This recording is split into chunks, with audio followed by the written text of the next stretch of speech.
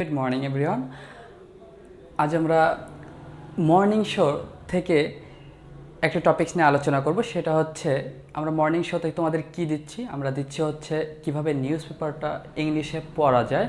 কারণ আমরা যারা লার্নার আছি, আমরা যারা শিখতেছি, আমরা জানি যে ইংরেজি ভাষা শিখতে অনেক ওয়ার্ড স্টক লাগে, আর আইএলটিএস পরীক্ষা দিতে অনেক ওয়ার্ড লাগে, রিডিং স্কিল লাগে। তো সেই ক্ষেত্রে আমরা তোমরা জেনে থাকো যে পত্রিকার নিউজ পেপার পড়লে অনেক অনেক ভোকাবুলারি গ্যাদার করা যায়। তো আমরা কিভাবে নিউজ পেপারটা পড়া শুরু করব সেটাকে নিয়ে কিন্তু আমরা একটা প্রোগ্রাম শুরু করেছি অলরেডি। তো আজকের ক্লাসটিতে কিভাবে নিউজ পেপার পড়া যায়, আমরা এই প্রত্যেকদিন সকালে 10টি করে ওয়ার্ড শিখতেছি এবং নিউজ পেপারে কিছু লাইন আমরা তোমাদের সামনে বা সেন্টেন্স তোমাদের সামনে ধরে দিচ্ছি, যেটা এইভাবে করে পড়লে তোমরা নিউজ পেপারটা খুব দ্রুত আয়ত্ত করতে পারো বা পড়তে পারো এবং সাথে তোমাদের ওয়ার্ড স্টকটা আরও স্ট্রং করতে পারো। তো সেই ক্ষেত্রে আমরা আজকে টর্চার অন উম্যান, নারী নির্যাতন, এই নারী নির্যাতন সম্পর্কে যদি কোনো প্রতিবেদন থাকে নিউজ পেপারে, তাহলে তুমি যদি পড়বা, তো পড়লে কী কী ভোকাবুলারি এখানে তোমার থাকতে পারে, ঠিক আছে, বা কীভাবে তুমি একটু শুরু করবা, সেই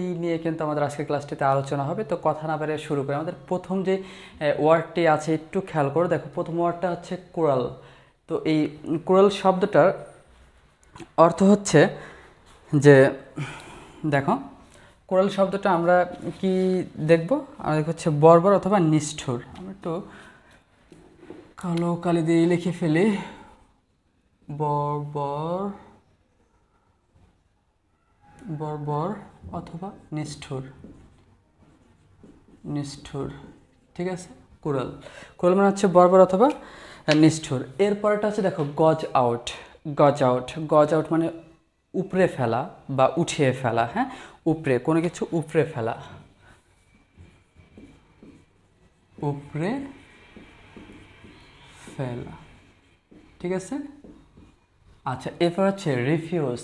রিফিউজ মানেটা কি দেখো, রিফিউজ মানে হচ্ছে প্রত্যাখ্যান, প্রত্যাখ্যান, ওকে। এরপর হচ্ছে ক্রিটিক্যাল কন্ডিশন। ক্রিটিক্যাল কন্ডিশন মানে হচ্ছে আশঙ্কাজনক অবস্থা, আশঙ্কাজনক অবস্থা, ঠিক আছে। তারপর হচ্ছে ইনসেপশন। ইনসেপশন মানে হচ্ছে সূচনা, সূচনা, ঠিক আছে। ফেটফুল ডে। ফেটফুল ডে হচ্ছে, দেখো আমরা এটা কি জানি, করুণ দিন। হ্যাঁ, করুণ দিন।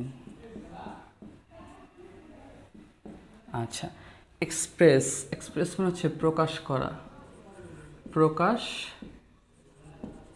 করা। এরপর হচ্ছে ইনঅ্যাবিলিটি, অক্ষমতা, অক্ষমতা। ফিউরিয়াস। তো এই ফিউরিয়াস অর্থ হচ্ছে ক্রুদ্ধ। হ্যাঁ, ক্রুদ্ধ বা অনেক রেগে যাওয়া। বিট সিভারালি।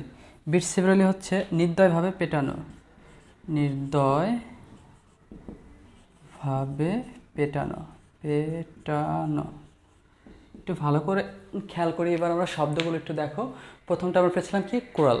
কোরাল মানে হচ্ছে কি, কোরাল মানে হচ্ছে বর্বর অথবা নিষ্ঠুর। এই বর্বর নিষ্ঠুরটা কি, খুব বাজে আচরণ করা, তোমার সাথে একদমই ভালো ব্যবহার করছে না বা কারোর সাথে একদমই ভালো ব্যবহার করছে না কেউ, তো এটাকে আমরা খুব বর্বর বা বাজে আচরণ কিন্তু বলে থাকি, ঠিক আছে। এরপর গজ আউট। গজ আউট মানে উপড়ে ফেলা, কোনো কিছু তুমি একদম গোড়া থেকে উপড়ে ফেলতেছো, গজ আউট মানে তুলে ফেলতেছো, ঠিক আছে। যেটা হতে পারে ধরো তুমি একটা গাছ মাটি থেকে একদম উপড়ে ফেলছো, ঠিক আছে, তুলে ফেলছো একদম শিকড় সহকারে, ঠিক আছে। তো এরকমই আমরা এই গজ আউট শব্দটা জানি যে উপড়ে ফেলা। এরপর হচ্ছে রিফিউজ। রিফিউজ মানে কারো কোনো কিছু অস্বীকার করা, মানে মেনে না নিতে পারা, ঠিক আছে। রিফিউজ যে না আমি এটা নিব না, বা এটা আমার দরকার নাই, বা আমি এটা করব না, মানে অস্বীকার করা, সোজা কথা, ঠিক আছে। তাহলে প্রত্যাখ্যান করা বা প্রত্যাখ্যান, এখানে আমরা করা শব্দটাও ইউজ করতে পারি, ঠিক আছে। আচ্ছা, এরপর হচ্ছে ক্রিটিক্যাল কন্ডিশন। ক্রিটিক্যাল মানে হচ্ছে অনেক জটিল, অনেক জটিল বলতে যে বিষয়গুলো সহজে হয় না, ঠিক আছে। আর কন্ডিশন মানে হচ্ছে অবস্থা, তোমার এখন বর্তমান অবস্থা বা তুমি কি করতেছো না করতেছো। ক্রিটিক্যাল কন্ডিশন মানে হচ্ছে আশঙ্কাজনক অবস্থা, মানে খুবই বাজে একটা অবস্থায়, ঠিক আছে। ইনসেপশন মানে সূচনা বলতে আমরা বোঝাই শুরু, মানে কোনো কিছু শুরু, ঠিক আছে, কোনো কিছু একটা শুরু হয়, এটাই হচ্ছে ইনসেপশন বা সূচনা। এক্সপ্রেস মানে হচ্ছে প্রকাশ করা, মানে আমি কিছু ভিতর আছে বা সেটা আমি তোমার সামনে প্রকাশ করছি বা বলে দিচ্ছি, এগুলো এক্সপ্রেস। এর হচ্ছে ইনঅ্যাবিলিটি, অক্ষমতা। ইনঅ্যাবিলিটি মানে হচ্ছে অক্ষমতা, যেটা আমরা কেউ করতে চাই না বা করতে পারি না, ঠিক আছে, এটা আমি করতে পারবো না, কোনোভাবেই আমার দ্বারা এটা সম্ভব না, এটা হচ্ছে ইনঅ্যাবিলিটি বা অক্ষমতা।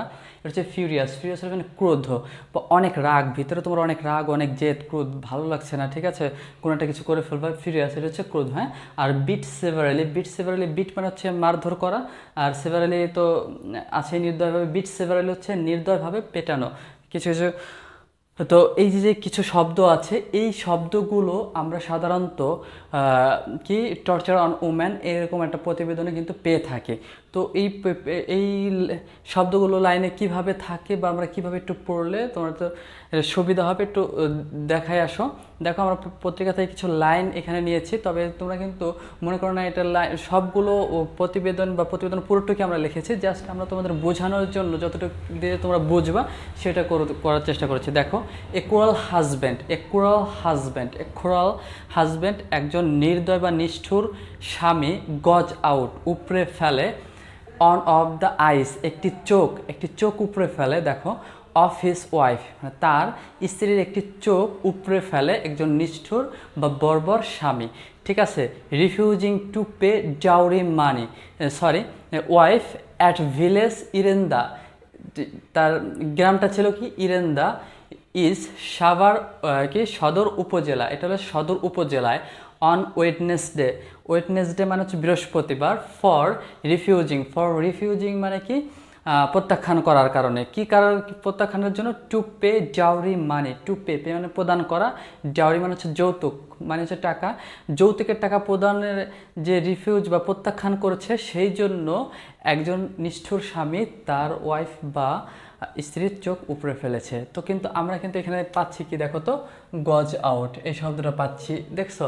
তারপরে আমরা পাচ্ছি আর পেয়েছি এখানে এই যে ক্রুয়াল পেয়েছি, হ্যাঁ, তারপরে পেয়েছি হচ্ছে রিফিউজিং, এই শব্দগুলো কিন্তু আছে, দেখছো, পত্রিকার মধ্যে।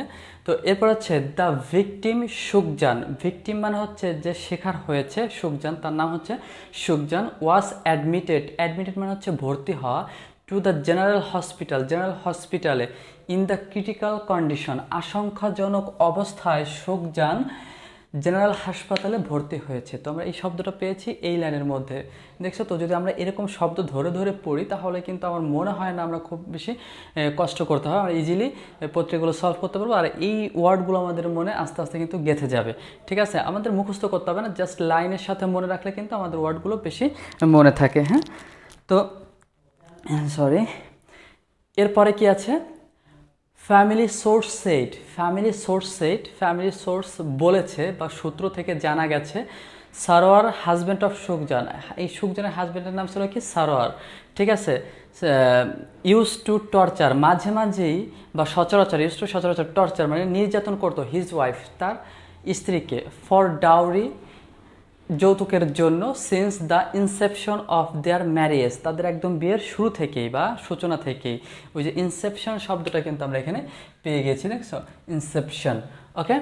এরপরে আছে কি, দেখো, অন দ্য ফেটফুল ডে, ওই করুণ দিনগুলো, অন দ্য ফেটফুল ডে বা যখন এই দিনগুলো তৈরি হয়েছে বা শুরু হয়েছে, দেখো, ড্রাগ অ্যাডিক্টেড মাদকাসক্ত সারোয়ার, ঠিক আছে, drug addicted Sarwar again asked পুনরায় আবার বলল, হিজ ওয়াইফ তার বাবাকে, তার স্ত্রীকে, টু ব্রিং আনতে, কি টাকা, 20,000 20,000 টাকা আনতে বলল। আমরা এখানে একটা লাইন পত্রিকা থেকে মিস দিয়েছি, কারণ প্রথমে 10,000 টাকা চায়, তারপর আবার 20,000 টাকা চায়, ঠিক আছে, প্রথমে 10,000 এনে দেওয়া হয়, কিন্তু পরের বার যে 20,000 টাকা চাওয়া হয়, এই জন্য আমরা এগেইন লিখেছি, আমরা ওই লাইনটা লিখে নাই, কারণটা আমাদের দরকার ছিল না। অ্যান্ড সুখজান এক্সপ্রেসড, যখন এই 20,000 টাকা ছিল, অ্যান্ড সুখজান প্রকাশ করেছিল, এক্সপ্রেস শব্দটা দেখো, প্রকাশ করেছিল, ঠিক আছে, কি, হার ইনঅ্যাবিলিটি, তার অক্ষমতা, কারণ তার বাবা অনেক দরিদ্র ছিল, এই দরিদ্র বাবার কাছ থেকে বারবার সে টাকা আনতে পারবে না, এটা আমরা জানি, এই দরিদ্র বাবাটা এত টাকা কই থেকে দেবে, এই কারণে কিন্তু সে এটা অক্ষমতা প্রকাশ করেছিল। আর এই প্রকাশ করার একটা সময়, অ্যাট দিস সারোয়ার ওই সময় সারোয়ার বিকেম মানে হয়েছিল ফিউরিয়াস মানে কি, ক্রোধ বা অনেক রাগ হয়েছিল, অ্যান্ড বিট সুখজান সেভারেলি, এবং তাকে খুব নির্দয়ভাবে বা সুখজানকে খুব নির্দয়ভাবে পেটানো হয়েছিল। তো এই ছিল আমাদের আজকের 10টি ভোকাবুলারি। এই ভোকাবুলারি দেখে এই সেন্টেন্সগুলো যদি তোমরা বারবার লিখে পড়ে দেখে একদম শুনে আয়ত্ত করে ফেলো, তাহলে দেখবা কিন্তু তোমাকে মুখস্থ করতে হবে না, এই শব্দগুলো তোমার মনের মধ্যে এমনি গেঁথে যাবে। আর যখন এই শব্দগুলো তোমরা কোথাও লেখা দেখবে, ইজিলি কিন্তু বুঝতে পারবে আসলে কি লেখা আছে। আর এই শব্দগুলো তোমরা যদি তোমাদের দৈনিক এক্সপ্রেশনে বা ডায়লগে ব্যবহার করতে পারো, তাহলে দেখবা যে তোমরা আরও অনেক স্ট্রংলি ইংলিশ বলতে পারতেছো। তো দেখা হবে আমাদের আগামী ক্লাসে। আল্লাহ হাফেজ।